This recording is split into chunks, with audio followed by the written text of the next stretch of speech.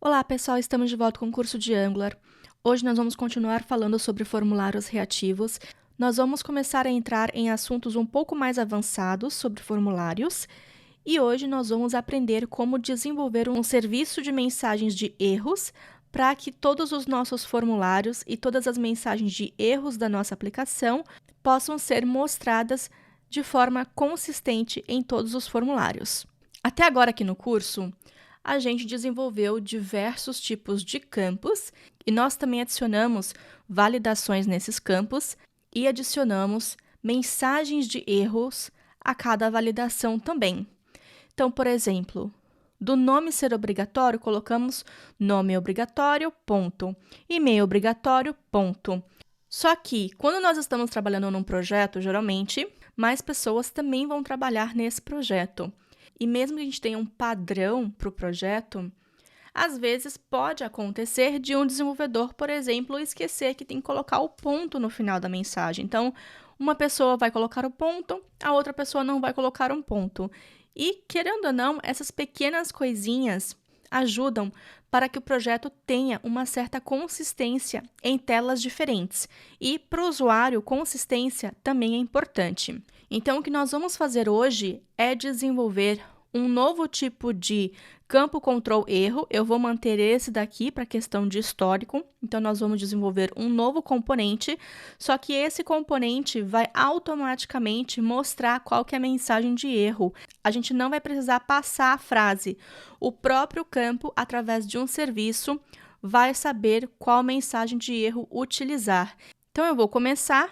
Também vou criar aqui no pacote shared, nosso módulo shared, e você pode fazer um ngGC shared barra o nome do campo, ou então utilizando o Angular Doc, que é uma extensão para o Visual Studio Code. Eu vou clicar aqui em Schematics, vou clicar em Schematics Angular, porque eu quero utilizar os comandos do CLI, e aqui nós temos todos os comandos. Eu vou escolher componente, e eu vou colocar o nome do novo campo. Vou apenas colocar error message. Vou até deixar um pouco menor também para facilitar. E ele vai fazer aqui o ngGC error message dentro de shared. Criou os arquivos. Também modificou aqui o shared module. Colocou aqui o errors mensagem component. E aqui colocou nas declarações. E eu também vou colocar no export para que a gente possa utilizar esse componente em um outro módulo, que é o módulo do Dataform Component. Coloquei aqui também, assim o Dataform Component pode utilizar. Uma outra coisa que eu vou fazer, só para garantir que o nosso componente vai funcionar, para depois eu começar a adicionar a minha lógica, é copiar o que está aqui atualmente no campo control erro component. Então, eu vou copiar exatamente, vou refatorar um campo e assim que eu confirmar que está tudo funcionando ok, a gente começa a colocar a nossa lógica. Então, o componente está aqui. Agora, eu vou ver se tem alguma coisa no CSS. Tem CSS, que é a parte do Bootstrap.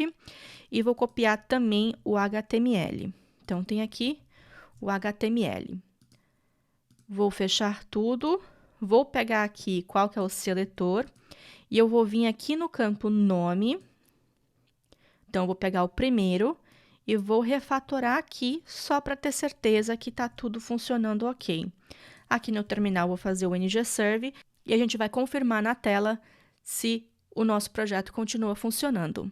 Aqui na tela, eu vou colocar foco no campo e vou tirar o mouse e a validação continua funcionando. Ok, agora podemos continuar com a nossa lógica. Então, o que eu quero fazer aqui? Esse mostrar erro, eu vou passar essa lógica, porque vocês podem ver que isso está sendo repetido em todos os lugares. Então, para esse campo em específico, eu vou passar a lógica para dentro do meu campo de error message, porque vai ser menos um parâmetro que eu vou ter que passar.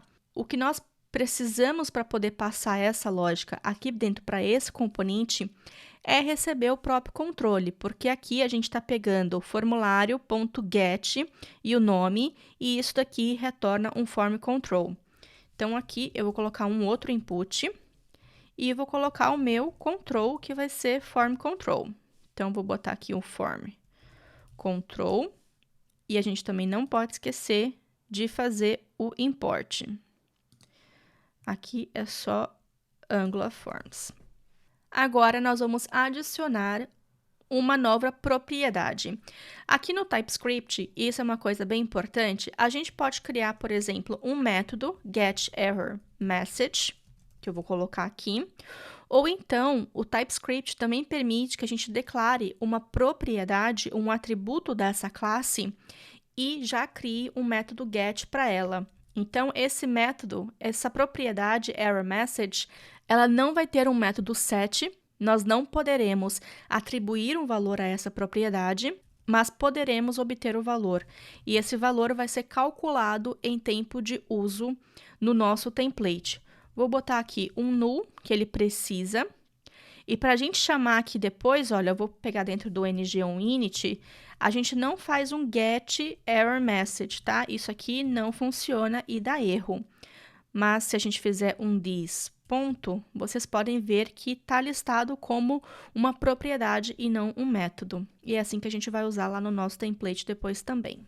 Então, o que eu vou fazer aqui dentro dessa propriedade, dentro desse get? Primeira coisa que eu quero fazer é iterar todos os meus erros. Eu quero verificar se o meu componente tem algum erro.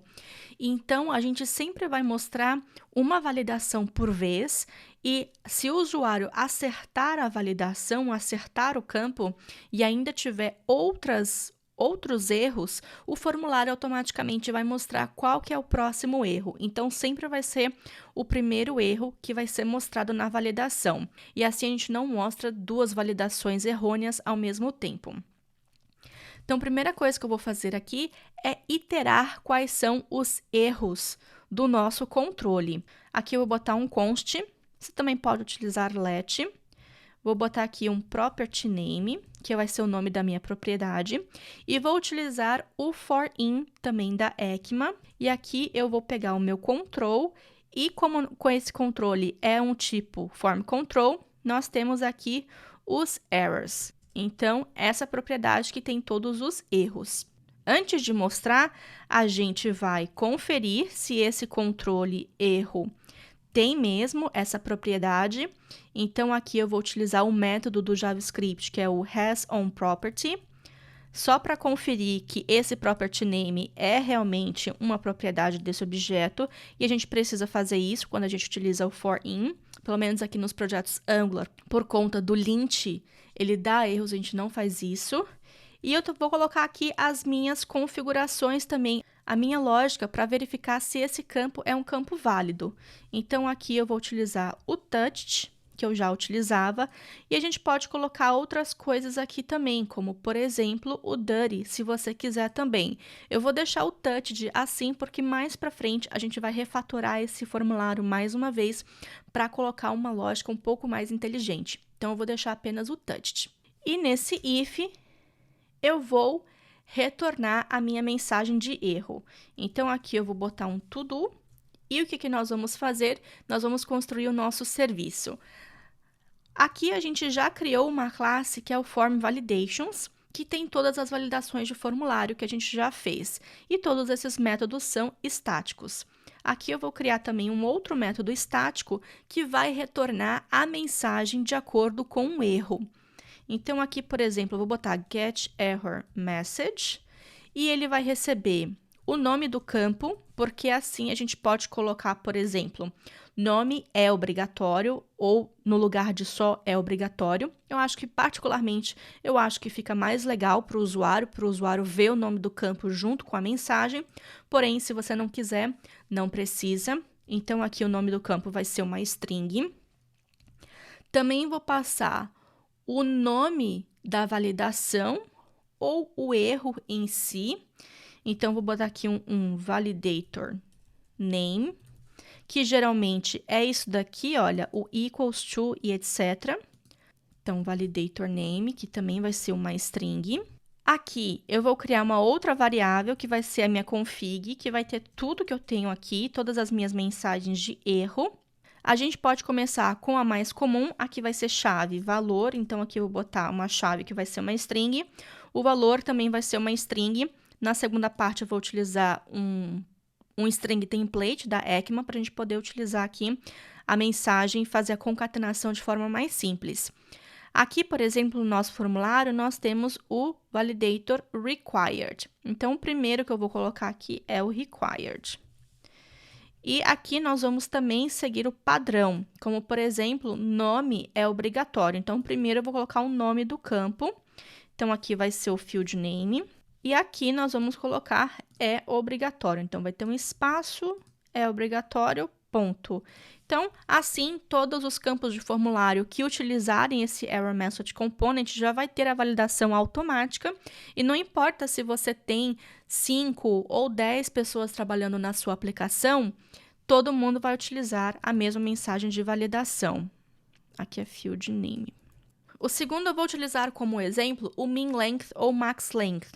Aqui, acho que no nosso formulário, a gente não utilizou nenhum desses aqui. Vou colocar aqui no nome, olha, validators.minLength. Vou deixar no mínimo 3 caracteres, só para a gente poder ver também essa mensagem de validação. Então, o minLength eu vou colocar aqui, só que quando o Angular retorna o minLength, ele não retorna aqui com esse L maiúsculo, ele retorna aqui com L minúsculo. Então, algumas coisinhas a gente tem que, às vezes, fazer um console log e ir descobrindo para poder montar. Então, aqui eu vou colocar também o field name. Precisa ter, no mínimo, X caracteres. Nesse caso, para a gente poder passar esse parâmetro aqui, eu vou precisar de um terceiro parâmetro, que vai ser o validator value, que vai ser o valor. Esse valor, ele vai ser do tipo N, porque dependendo da validação, pode ser que seja uma string, pode ser que seja um número, e vai ser opcional. Então, eu vou utilizar aqui o operador else, que é o ponto de interrogação, porque nem toda validação vai precisar. O required, por exemplo, não precisa. Então, aqui eu vou pegar o validator value e quando a gente passa esse valor, dependendo da validação, ele vai ter uma propriedade. Aqui vai ser o required length, que é como o Angular utiliza. A mesma coisa a gente pode fazer para o max length também, se você quiser ter na sua aplicação. Então, aqui vai ser max length, precisa ter no máximo X caracteres. E a gente também pode colocar outros que nós fizemos aqui também, como o equals to, a gente colocou aqui o CEP inválido. Então, por exemplo, o CEP inválido, a gente pode colocar aqui. Não precisa ser apenas o do Angular. Aqui a gente pode colocar apenas CEP inválido, nem vai precisar do field name nem nada. E no final, o que nós vamos fazer é retornar essa config, porém a gente vai passar aqui com o nome do erro, ou seja, se é required, se é min length, max length, CEP inválido e etc. E voltando para o nosso error mensagem component, o que nós vamos fazer aqui é retornar, então vou fazer um return form validations. Então, vou botar aqui um form validations, não esquecer de importar aqui em cima também. E nós vamos pegar o get error message. Nós vamos passar, primeiro, precisa do field name. Nós não temos aqui, então eu vou criar um outro campo de input. Eu vou chamar de label. Então, eu vou passar o label.